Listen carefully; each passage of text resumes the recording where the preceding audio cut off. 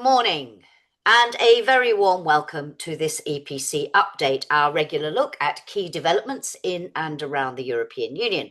My name is Jacki Davis. I'm a senior advisor to the European Policy Centre, and with me, as always, delighted to welcome Fabian Zuleeg, CEO and Chief Economist at the EPC, and Janis Emmanouilidis, Deputy Chief Executive and Director of Studies, as we discuss the state of play in the negotiations on the next EU budget and what it tells us about the current and future direction of the EU and whether it can provide adequate answers to the challenges facing Europe.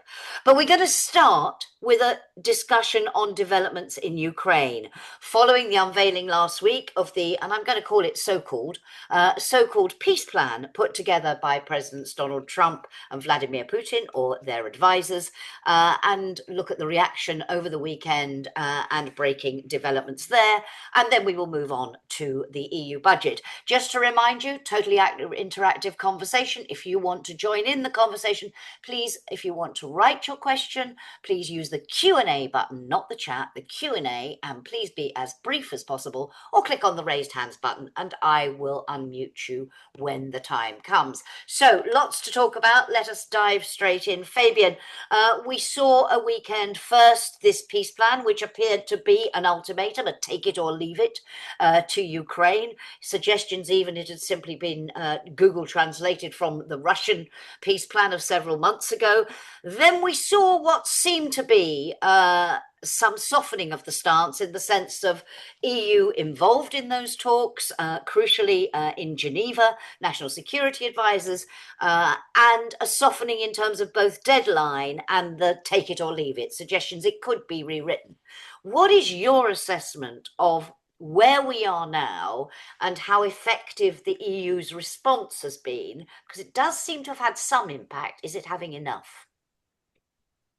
Well, I think we are still in quite a lot of uncertainty because, frankly, we don't know in how far Trump is willing to adjust the peace plan and in what crucial areas that will happen. At least now Europe and Ukraine are involved in these talks. That wasn't necessarily the case from the beginning. We also don't know what the reaction of Putin is going to be once he sees an amended version of this peace plan, because at the current state, at least, it seemed to give him everything he wanted. If he doesn't get that anymore, will he go back to rejecting it outright, or will he try to have a meeting with Trump to try to insist on the original plan? We just simply don't know. So at least there is movement to some extent, but I think the danger is still very high that if we do end up with some form of compromise, that it's going to be unfavorable to Ukraine, that Europeans will be committed to paying a lot, even more than we have up to now, that the US and particularly Trump himself benefits in some way. And I think this is the most worrying part of this overall, that this is not the basis for a lasting ceasefire. I wouldn't even say peace, but that it is simply an interlude before we go into a wider conflict with Russia. Indeed. And Yanis, Fabian mentioning there, that yo-yoing by Donald Trump and the uncertainty, the constant uncertainty. We don't know. He seemed to say it was a take it or leave it. Then now the sense is they have already begun to adjust it, seem to be open to more rewrites. And I just wonder, the EU keeps trying to take the temperature in Washington, trying to keep Trump on side. Are we reaching the point, do you think, now, a moment of truth in the sense of you say, okay, we cannot keep the US on side indefinitely. We cannot get a commitment to support Ukraine. We really have to face the consequences, go it alone. And that would mean things like resolving the debate over the use of frozen Russian assets. Are we at crunch point, do you think? We have been at so many crunch points or truth moments that I would hesitate to use these kind of wordings. First of all, what we now have on the table, I would not even call, as you said, a peace plan. It is elements of a potential compromise. But then, if you see what Europeans have been pushing against, and there were leakages, what concretely they have been pushing against, which includes the territorial concessions which are being made to Russia, which Europeans want those to be deleted, and a commitment by Ukraine not to reconquer any of the occupied territories, which is something totally different. If you look with respect to what the so-called plan is asking in terms of NATO, they're also pushing back, also with respect to the amount of troops that Ukraine might have at its disposal, so not 600, but 800,000. And I could go on. There are different elements where Europeans are pushing back. And obviously, this is something which has been, I'm rather sure, also discussed with Kiev. And if this is the case, and if there is some room of maneuver with respect to the 28 points, I really doubt that Putin will go for it. There are already a big question marks as to whether he's ready to go for it. So if there's now a pushback, and on some points, I think for very strong and good reasons, by the way, also backed by a good number of people in DC, if you look into the Senate and also in the Republican circles, there are many critical voices vis-a-vis the so-called plan. So there's a question as to whether this plan will ever find the consent of Putin. Putin might then argue, well, this is the plan that was put in front of me. I'm ready to sign it. So let's have another discussion among me and Trump. Trump, that's what he will probably be arguing. Sure. So there is a long way to go. Now, whatever the scenario of how this will materialize, and that goes back to your question, we need to prepare ourselves for a very difficult situation further down the line. How difficult that will be, what will happen, when exactly we need to be prepared. This is something which can be discussed, but still, it increases the pressure on Europeans to deliver whatever, again, whatever the outcome is of, if it is the worst of potential outcome from a Ukrainian perspective, by the way, that is also then the worst of outcome from an EU or European perspective. If that's the case, we need to rush even more. If it is less of a worst scenario, it still requires Europeans to do much more. Will they be ready to do Okay. so? I think there are doubts which we must have with respect to the Mm. ability, the readiness of Europeans to deliver. Okay, Fabian, talking there, of course, that increasing pressure on the EU to prepare for the worst. It is often said, it's a cliche, but it is a cliche that happens to be true, that the EU only ever does anything when it absolutely has to and its back is against the wall. Is this the moment, from your perspective, of truth? And do you think we will now see movements on issues like the frozen assets? Uh, I think we're facing the unfortunate situation that really, when we look ahead, it's a choice between bad, worse, or catastrophic. It's not going to be good, whatever happens. But we need to, as Janis was saying, be prepared also for the worst case scenarios. And this, yes, should give an impetus to Europeans to do more. And I would make a crucial distinction here between doing more in the short term and doing more in the longer term. I think in the short term, it might spur action. It might give more pressure onto making a decision on frozen assets. Of course, the frozen assets also featured in the 28-point plan. So we need to To take the into US's benefit. exactly. So we need to take that also into account. Europeans are pushing back against that. But what does that mean in terms of moving forward? But I think the big danger for me is really in the medium to longer term. That there already is a fatigue, that people are thinking, what more can we do? And if this is moving to some form of bad compromise, where the US, in one way or the other, takes itself out of the responsibility for what happens next, that while in reality Europe should be doing much more in that case, there might then be a feeling that, well, we have done what we Yeah, could, yeah. we can go back to basically not doing all of the painful things And we have talked about. indeed, and adding to that fatigue, Yanis, and we have to mention it here because I'm wondering what impact it's having on that debate and on that sense of fatigue. The corruption scandal in Ukraine that's been so hugely damaging over the last 10 days or so.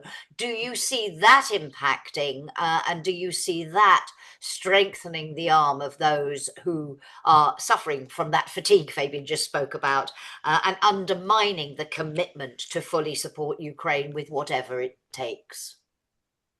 Yes, I think it's playing into their hands, and it's playing into the hands of all those who actually do not want Ukraine to become a member state of the European Union. Interesting enough, in the 28 points, there's an element included explicitly saying that there is a European perspective, membership perspective for Ukraine. However, what we can expect is that whatever the outcome of what is now being negotiated in Geneva and potentially afterwards, that the Russian side will try to undermine that. That they will be trying to help those also who are within the European Union who actually do not want Ukraine to join the European Union, either for political reasons or for economic reasons or for whatever else, for whatever other kind of reasons. And I think that would be a huge mistake that would be committed if that would be the case, because if Ukraine does not have a perspective to join the European Union, and by the way, what you were referring to with respect to the to the scandal in terms of is also being used as an argument in favor of that. And by the way, already 1 or 2 years ago, there were a good number of people arguing that these will be things which people will be using as argument not to have Ukraine entering the European Union, i.e., corruption. So we would then, if we, foster that argument and not give Ukraine a real perspective to join the European Union again, which a lot also within the EU do not want, then we would play putting games to the full extent, because then the only positive option which the country has, because NATO is being excluded, NATO membership is being excluded, the strategic vision of a future Ukraine, a key element, a key pillar of that would be undermined if they do not Okay, have a real, sure. real ability to potentially join the European Union. Thank you. Fabian, quick one if you would, because we need to move on to the MFF after that. Yeah, just one point I think not to lose sight of. The other scandal, which of course will have a material impact here, is the Epstein files, because a lot of what is happening is driven by Trump's domestic considerations. So we need to be aware that that influence is actually very strong on what is possible and what can happen in the next month. Yes. But there's also another element, and that links it to the MFF. I think it's important to also think about when we're looking into the 28 points. Whatever happens, there's a very clear expectation that Europe is going to pay a lot, including a lot for reconstruction. So we will also have to start thinking about where's that finance going to come from, and whether the provisions we have in the MFF proposals are anywhere near adequate to address that. Okay, thank you very much for providing the perfect bridge from that conversation. And we will come back, of course. We'll be watching the EU-Africa Summit, European leaders meeting in the sidelines of that summit today to discuss where we are. We will come back to this in our next update and in many EPC activities. A couple of publications in this area I'll draw your attention to later on. But let us move to the MFF. And Janis, just to set the context for us, give us a quick recap. Really, headlines only, they're quite complicated. We'll delve into some of the detail. But fundamentally, what the Commission proposed in that overall package in July, there was then subsequently some sectoral proposals in September. What's on the table in headline terms? Well, first of all, this was or is the first proposal coming from the Commission on the MFF, and there's a long way to go. The proposal for the MFF for 28 to 34, again, a 7 years period, is along the lines of around 2 trillion of euros for the 7 year period, 1.26% of the EU's GNI, having also included the repayment for Next Generation EU, which is roughly 168 billion per year. It is a structure which tries to be more flexible, also in terms of adapting the future budget or EU budgets to things happening on the ground, which is a lesson to be learned from the past years at least. It is also proposes a simpler structure, four instead of seven headings, massive reduction of instruments, 52 merged into 16 instruments. The four headings are economic, social, territorial cohesion, agriculture. That makes around 45% of the proposal. The second heading being European competitiveness, prosperity, and security, 30% of the MFF overall numbers. And third, global Europe. 250 billion, 11%, which again links to the discussion we just had with respect to the situation in Ukraine.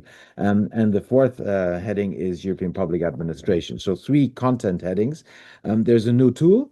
I'm sure we're going to discuss this in more detail, which is called National and Regional Partnership Plans, which follows the similar logic like the RRF, the reconstruction facility, which we had in the context of the COVID crisis.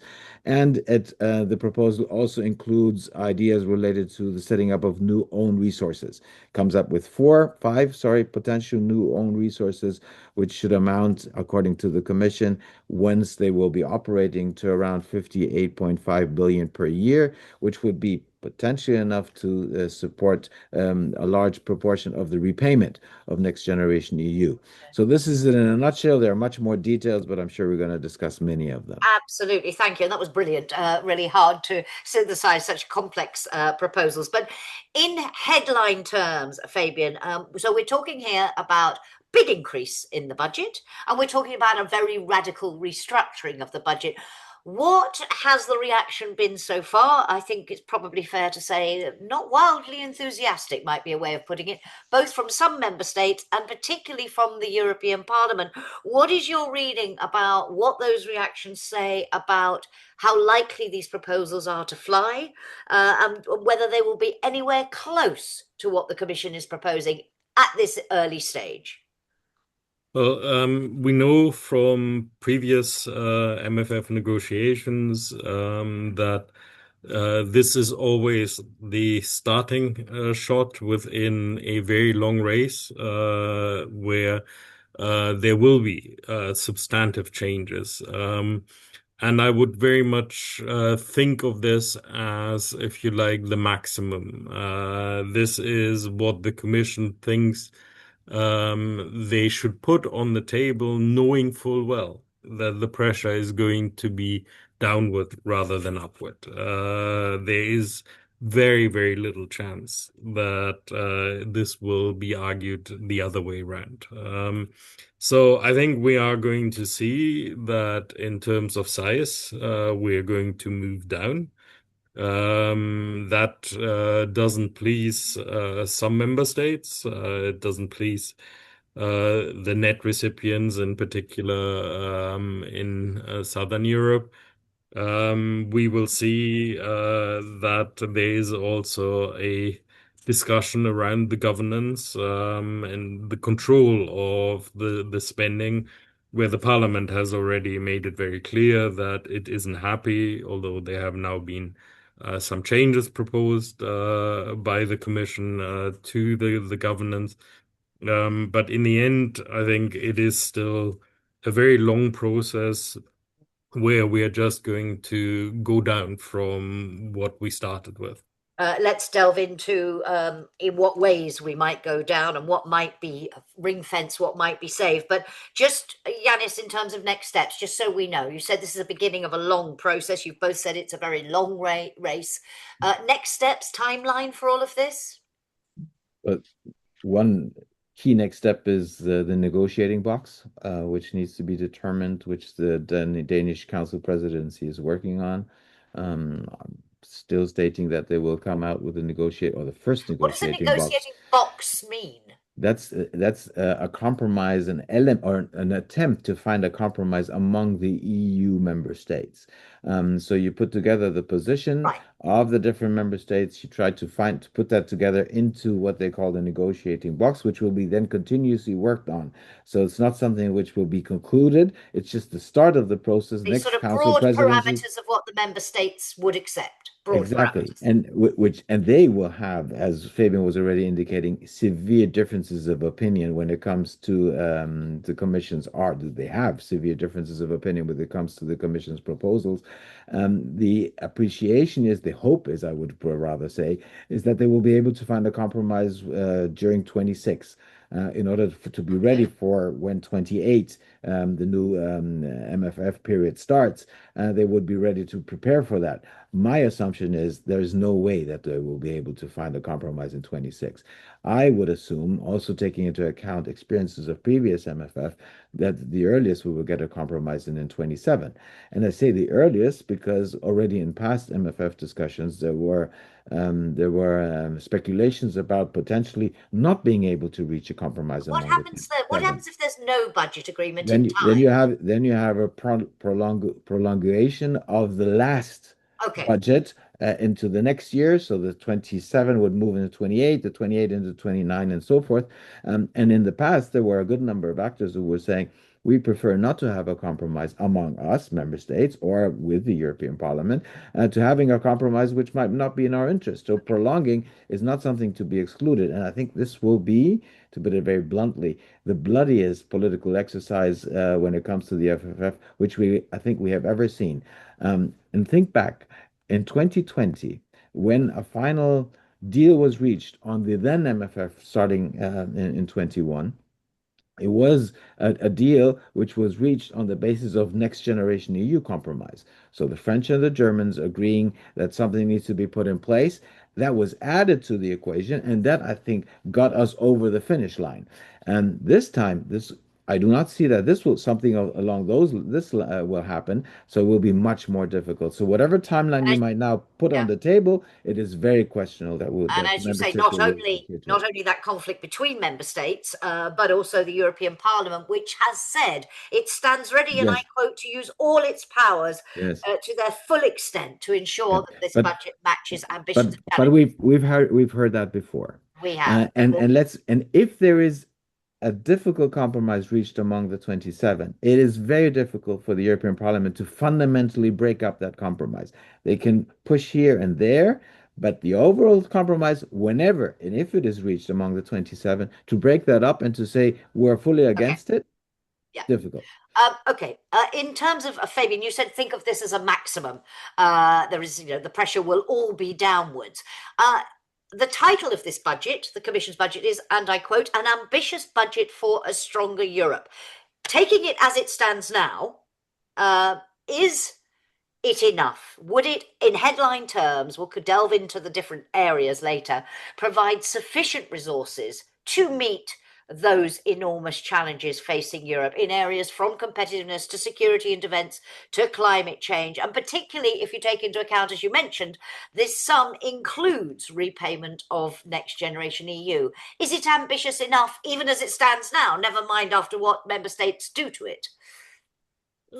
I think we have to take a step back when we assess the MFF, because if you're asking me whether it's ambitious enough, you have to say, is everything we are spending ambitious enough to meet the investment needs, the transformation needs which are there? Uh, in that sense, it doesn't matter whether it is spent at the European level or at the national level, as long as the investment goes into that. So I think we shouldn't just focus on the MFF in these discussions. In many ways, the MFF is always going to be severely constrained, even if we're shifting 0.2, 0.3% of EU GDP from one area to the next. So it is nowhere near enough on its own. But does it send the right signal? To some extent, it does. It does have the focus, which clearly reflects the security concerns, the competitiveness concerns which are there. But we should see the MFF as a lever. And for that, I don't see that it is going to mobilize the funds, which we need also at the national level. I think it also avoids certain issues because they are politically difficult. I think the proposals for own resources are rather unconvincing, and I think that's the best I can say about them. It doesn't talk about EU level borrowing. It doesn't talk about how we deal with Ukraine reconstruction, which I've already mentioned, which are both issues which, in my view, have to come. But we're trying to avoid talking about it too Okay, let openly. me come back to that in a moment. But Janis, same question to you in terms of level of ambition. And what would you say to the so-called frugals? And by the way, they seem to be more than the usual suspects being put Yes. into that category now. But I'm quoting a Swedish government statement after the proposals were published saying, "We won't solve the EU's problems with a bigger budget and increased contributions, rather through using current resources in a smarter way and putting money where it's really needed." Now, the smartness and the targeting we'll come back to because that is an element of the proposals. But their fundamental argument, also the Dutch Fine Minister, we have to make tough choices. What do you say to those who say, well, you may not think it's ambitious enough, but look at the pressures we're under with our domestic budgets and understand that we don't have unlimited resources, so we have to make tough choices.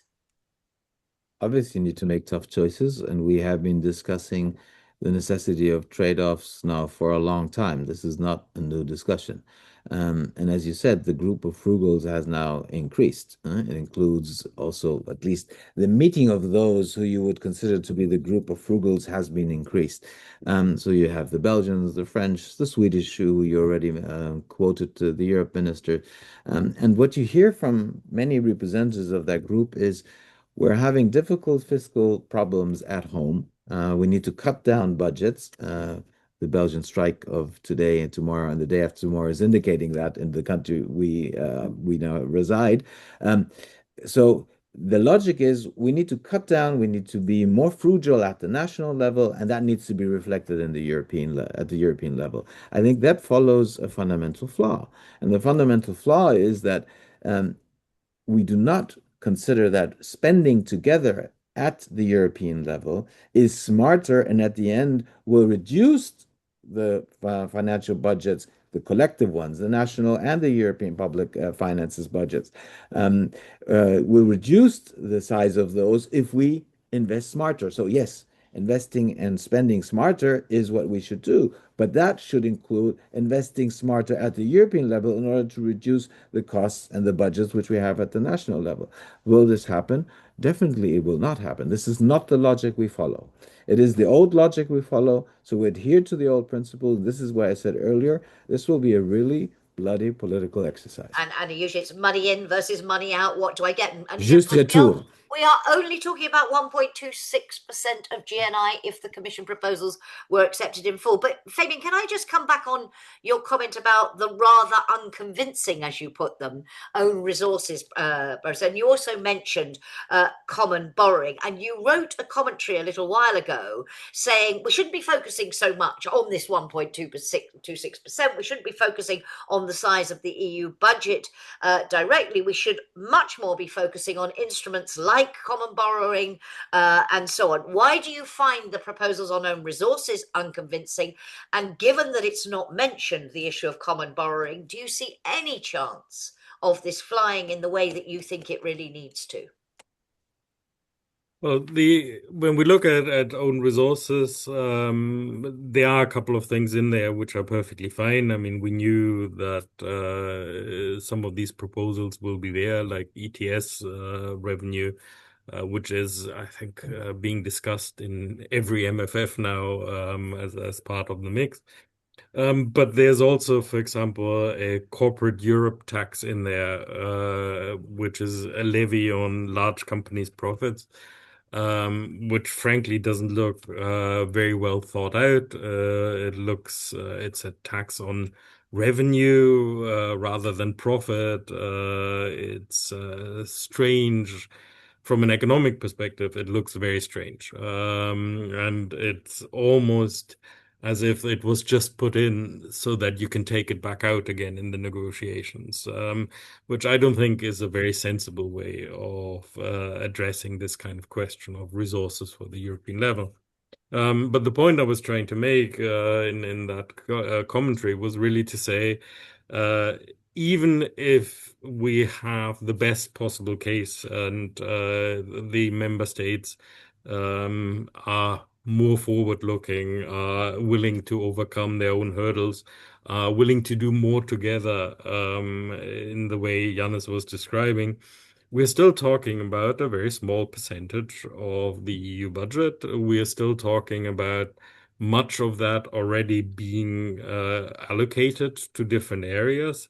We're talking also about the budget, and I think it's important to bear that in mind, which is very, very difficult to exclude certain countries. We have seen that over the last years with the rule of law conditionalities, that actually it's very hard to find effective means of not having certain countries accessing it. So for me, all of that points to having a discussion which is parallel to the current budget, which says if we really want to be more ambitious in certain areas, then we cannot be constrained by the mechanisms of the EU budget. And if we want to go ahead only with some countries who are willing to do that, so it's a different form of coalitions of the willing, then we should enable that to happen. That has certain risks, but it is better than either having a compromise which is very weak or even going down the route of not having an agreement at all, which is actually a very dangerous situation because we don't really know what that continuation would look like. Certainly, it wouldn't mean money into the new priorities, but it might not function at all. So in this area, as in others, Janis, the argument here for what you have called at the EPC, that supranational, supragovernmental avant-garde.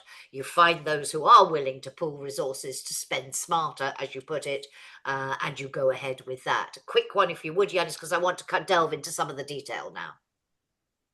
Just to add to what Fabian was saying, this is what should be done.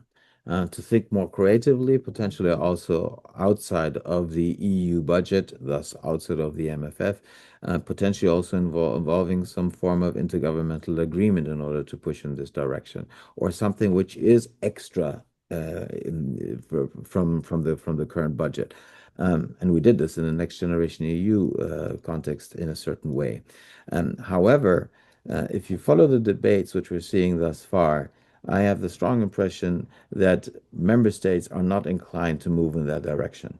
They think much more in smaller configurations, definitely outside of the EU. So not even, finding ways to involve somewhat the EU perspective. So thinking really on a bilateral, trilateral basis, see what can be done among member states on very concrete, specific projects. So the logic is not following the logic we have in mind when it comes to coalitions of the willing. Also, when we refer to EU financing in the future, it's more about cooperation among national financing instruments and national budgets in order to increase. And that's also important. This is motivated by the appreciation that the role of the Commission should not become stronger in this context. So there's also a conscious wish, if you do anything, let's not allow the European Commission a stronger role, and by extension, also the European Parliament to have more arguments in order Let to us come back intervene. on that in the discussion about national and regional partnership plans, because that's the big concern, particularly from the Parliament, from the regions, that you are centralising things at the member state level, and they will have less democratic oversight and also less of a role. Let us delve in. So the Commission, we've talked about the size of this budget, but the Commission says not only would this budget be larger, but also, and I quote, smarter in design and sharper in priorities. And it calls for a radical restructuring of the budget, as we heard. We'll come to the radical restructuring in a moment, but in terms of the allocation, the size of the overall pots for the different areas, Fabian, your sense of the degree to which the allocation matches the real needs, the real challenges. We've talked in many, many updates about whether the EU is doing enough on security and defence, link that to our conversation about Ukraine and Russia earlier, on competitiveness and the scale of what was needed, underlined by Mario Draghi. Do you think the allocation reflects Europe's real needs? I think what we are seeing here is something which, in some ways, because of the way the proposal is formulated, doesn't necessarily tell us what the allocation is going to be. Because everything is now going to be, almost everything is going to be in this very, very big European Competitiveness Fund, which can cover many different areas. And indeed, this is one of the areas where the Parliament has been pushing to say, no, there are certain areas we need to have pre-allocated. So it cannot be as open-ended as it is.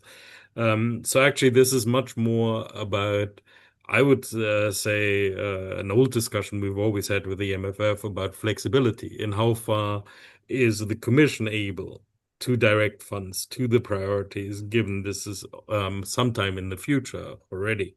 So we are seeing more money going into, in principle, the current new priorities, so more into security, more into competitiveness.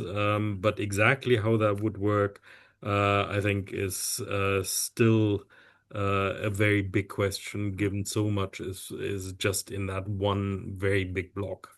And that one very big block, Janis. So your reaction in terms of the allocation and whether it matches priorities, but now in terms of this restructuring, we've touched on it already in a number of your remarks. I mean, really a very different way of looking. For example, one single pot where you put agriculture, you put cohesion policy, you put home affairs spending, all in one pot, and we'll come to the role, because I'm not sure I've understood it, of national and regional partnership plans, as they're called.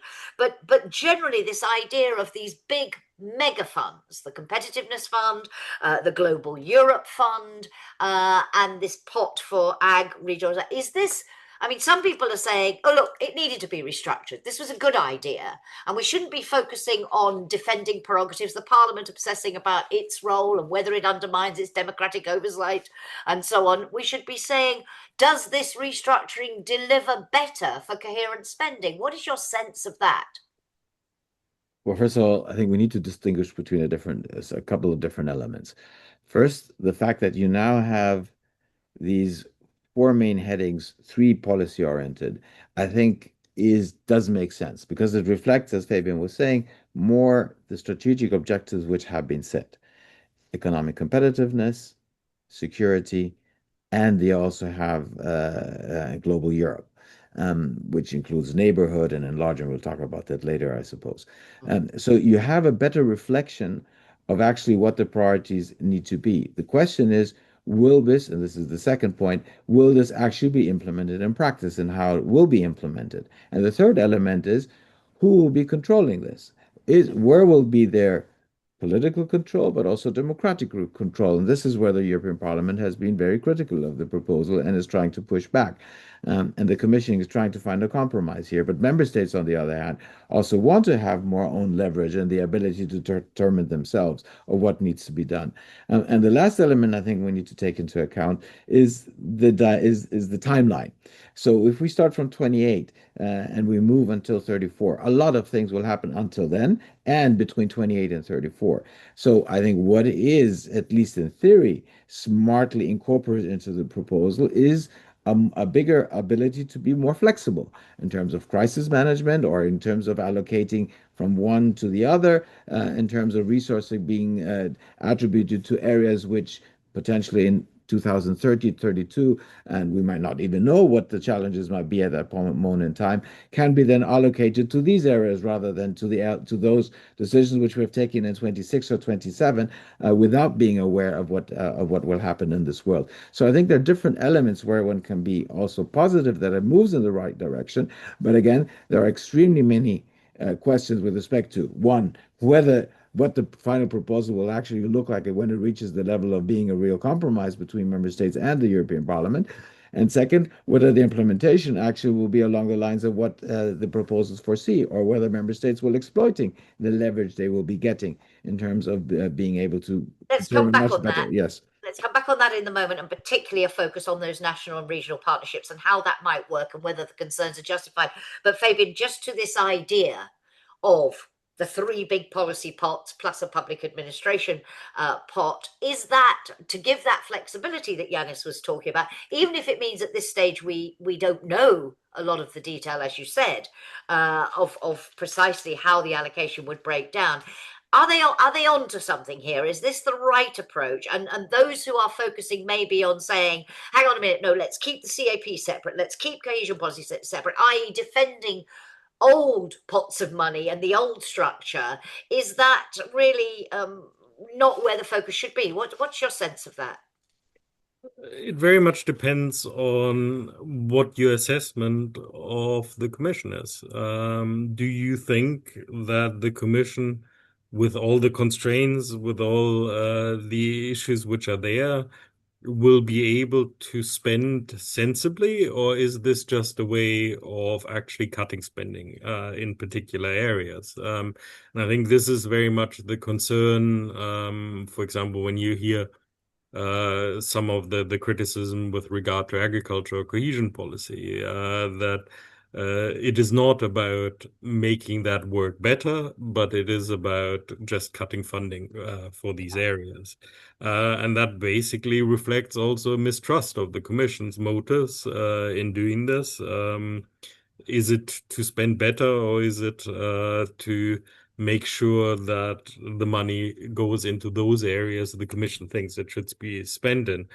I think the critics have a point, because there's also the question of, when we look at the instruments we have at the European level, like the Recovery and Resilience Fund, how well has that actually worked?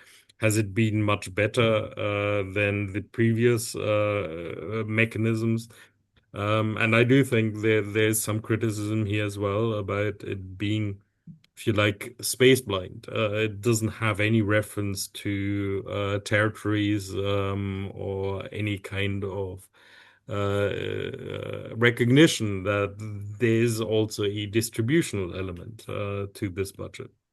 Thank you. And in fact, Dimitri Kolpakis in our audience says most economists now agree that spending smarter means spending that takes into account the needs and capabilities of places. The new MFF, says Dimitri, the proposal, we should underline, gives very few guarantees on this and even strips out the regional dimension of the national and regional partnership plans. How do you think we can face these constraints? Janis, in terms of how this would work, as I understand it, you put all these funds together, ag, cohesion, home affairs funds, and the member states implement. So it's all in one pot, and you hand a lot of the implementation response. Now, these are areas where, of course, the member states do already quite a lot of the implementation in some cases. How would it work? And do you believe the declared aim is we can be more targeted, we can have more impact, and we can be faster and more flexible, going to your point from earlier? How would it work? Would it achieve those goals? And what about these concerns about taking that regional dimension out? Well, first of all, we need to get used to a new abbreviation, because otherwise we always will be talking about national regional partnership plans. So Yeah, the for NR today, this is our first conversation. the So I NRPPs, yes, the NRPP. I'll start using it now. Okay. Okay. So the NRPPs, and at least in theory of how they should work, is it is extending, as I said earlier, the logic of the RRF. So the Recovery and Resilience Facility. So you will have a single national plan, one consolidated national plan, which requires multiple separate EU programs, and it tried to integrate the different funding. By the way, as I said earlier, the instruments are being reduced. At least the proposal foresees that the instruments are being reduced from 52 to 16. So already you have a more cohesive approach. Then you would have national plans, which would be part of the NRPPs, national plans which includes national reforms and investment priorities. So member states define how they want to reform and how they want to use the investment also to reform themselves. And they need to set milestones and targets. At the same time, you will have regional plans. So regional authorities will be asked to co-develop these regional plans, but they need to align with national priorities. Already that shows you how complex it is. And the European Parliament comes to the conclusion that that might reduce actually the role of regions the way it's being set up, because the national plans will be the most important level. And also weaker regions might then become even less strong in that process and might then be the losers of this process. And this is where the parliament says you need to ring fence to ensure that regional entities will be able to express and have a strong role in the process. Then there's an approval procedure, meaning that the member states submit their NRPPs, the Commission evaluates, and it is the Council which approves by qualified majority.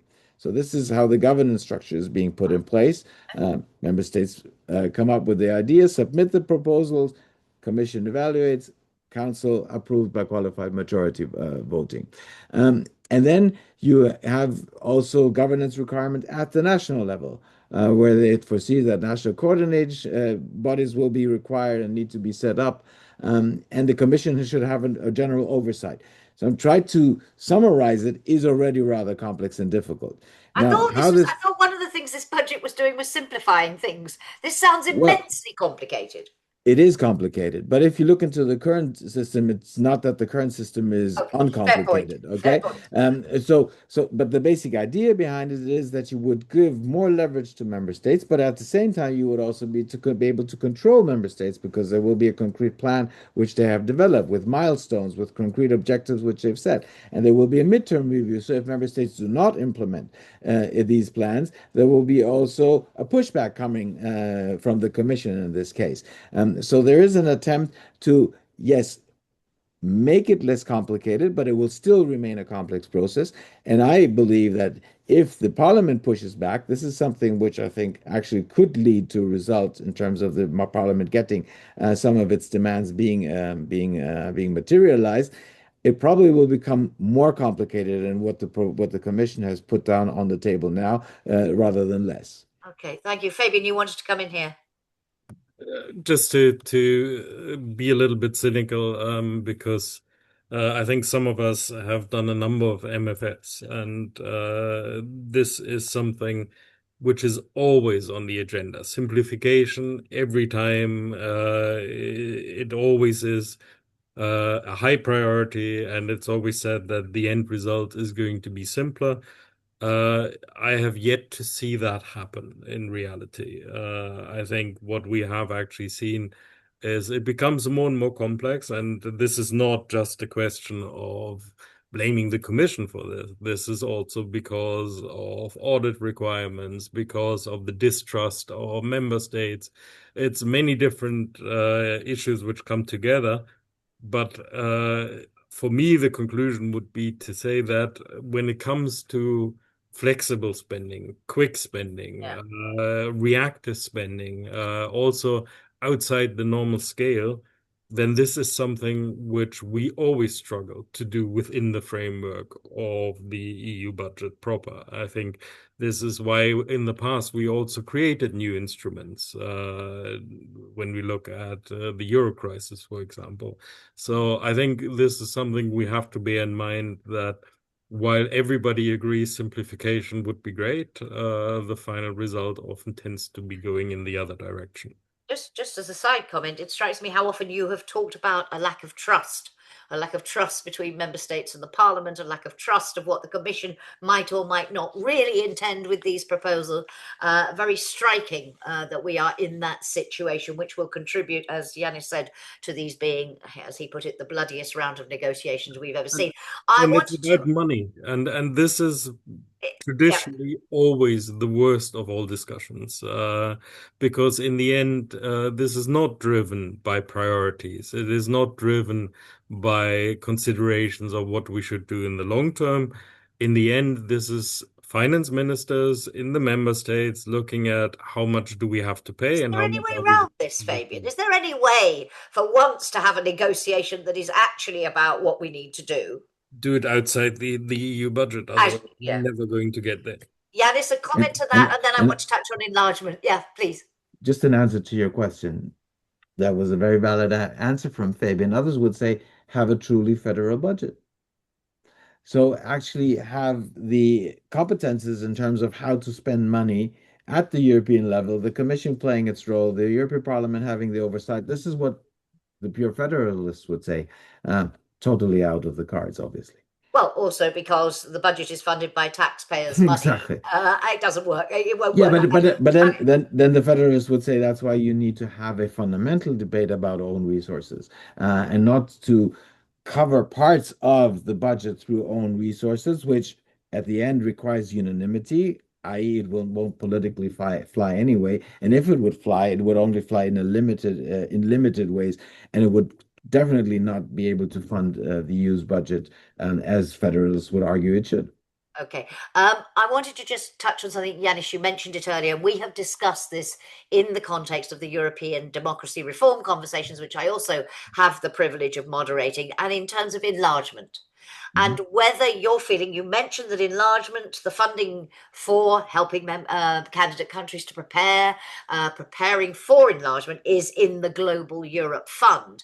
But do they in any way, these proposals, both in terms of the help that would be given to candidate countries under this fund, but more broadly, do they lay the foundations, do you think, for an EU of up to 30 plus members, or are the real implications of enlargement largely being ignored in these MFF proposals? Because if you link this to the conversation, and we talked about the enlargement package in a democracy reform conversation last week, this could happen. They're saying the timeline is realistic for one or more member states to be joining by 2030. So, and that is in this budget period. Do these proposals reflect that at all? Well, they do and they don't. So they do include elements in the Global Europe heading, which are there to support candidate countries in their preparation for accession. So there is money which is foreseen to help candidates moving closer to the EU and allowing gradual integration, i.e., financing of certain elements of gradual integration which require financing. So this is foreseen. But it's not clear what the EU budget will have to look like once we reach the moment where accession and thus enlargement will actually happen.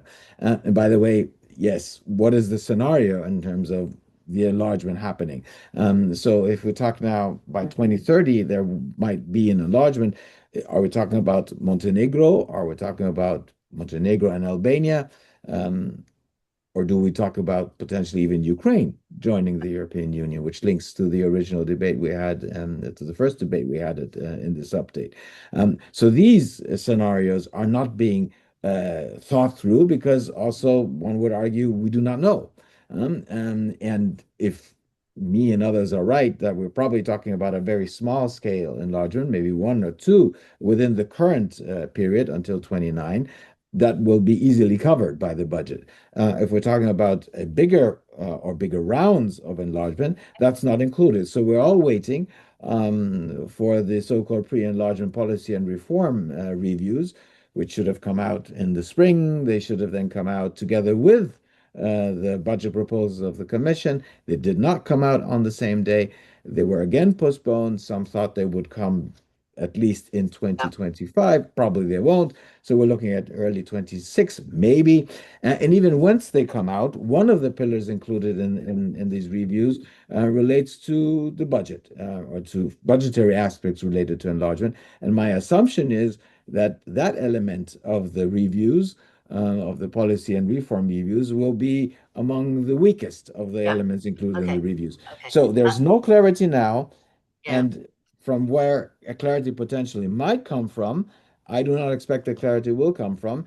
By the way, if Okay, sorry, going to have to okay, cut you off there good, good, because no I do problem. want to just draw some conclusion. I want to give Fabian a brief chance to comment on this, not just in terms of, as Janis was saying, that support for candidate countries, but the implications for spending on agriculture, spending on regional policy, and so on. I mean, it doesn't seem that this is a budget that is really preparing the EU for enlargement, and therefore another question mark over how serious it is about enlargement, Fabian. Um, the the key is that in the end, enlargement should also be a great impetus for reform in turn. There are many areas of spending where we should be doing things differently in any case, and enlargement would just be, if you like, an accelerator, which would give us that impetus. Unfortunately, that also means making difficult choices. It means that some areas will receive less money, that you will have a different approach to some of the spending which is there.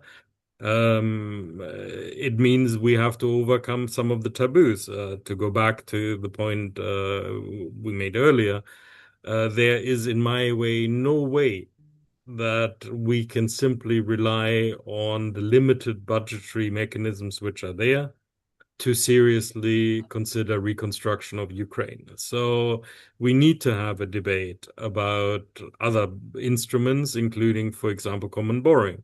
So these are all debates which we should be having, in part fueled by accession, but we're not. Okay, let me ask you. I want to come back to the title of our session today. And we asked in that about whether this MFF really would be an adequate answer to Europe's challenges. And Antonio Costa, when he reacted to the publication of the proposal in July, said, and I quote, "A budget is not just about numbers. It is the ultimate political decision, a choice about our future." Fabian and then Janis, what does the current state of the discussions, the proposals themselves, the reactions we have seen so far and we've been discussing tell us about that direction, the choice that Europe is about to make about its future, and whether it really can provide an adequate answer to the huge challenges we face? A couple of minutes each. Sorry, huge question. But we've touched on many of it. So in essence, let's go to the essence of, does it provide that answer?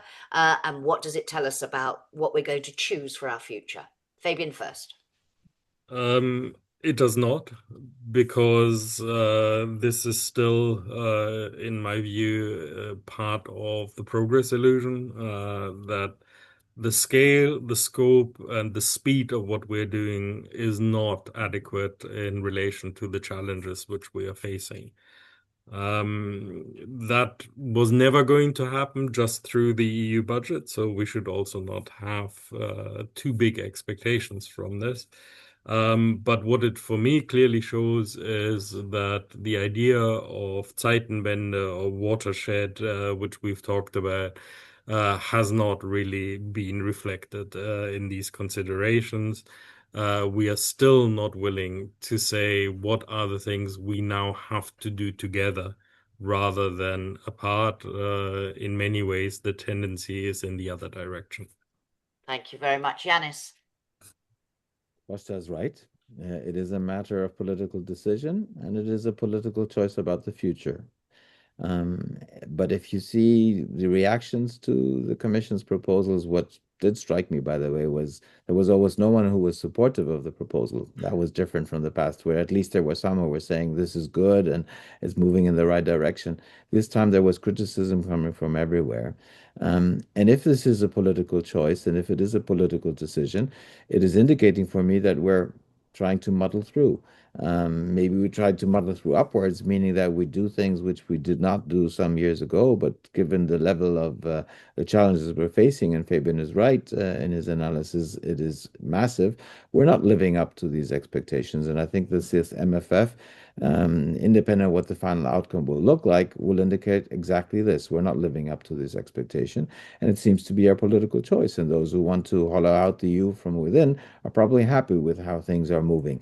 Having said all that, in 2018, 2 years before there was an agreement on next generation EU, we didn't thought that that would be possible. So who knows what will happen from now until then? But there's a lot of room to make sure that we do take the right political decisions and make the right political choices about our future rather than only to muddle through, because that means we're going to move downwards. Thank you very much. And we will come back to this issue and many more in our next update on December the 19th, when we will analyse the outcome of the EU, the traditional December EU summit. Just to flag up, there have been a number of EPC publications analysing the budget proposals from the different perspectives since they were published. Also to flag up under publications, that flash analysis by Karina Stratulat on the Ukrainian peace plan called Europe Didn't Plan, So Others Did, a hard-hitting analysis there, and some events to draw to your attention. Next Monday, December the 1st, the gradual integration in the EU accession framework, how to deliver, focusing on Ukraine. And please don't forget, next Tuesday, EPC's annual conference, which I shall have the privilege of moderating, where we will be discussing liberal democracy under threat. And on December the 4th, a policy briefing on the priorities for Cyprus's presidency of the European Union. So do attend those events if you can. Thank you very much, as always, to Janis and to Fabian. Thank you to all of you for joining, and we will see you next time. Goodbye. Thank you, Jackie. Bye.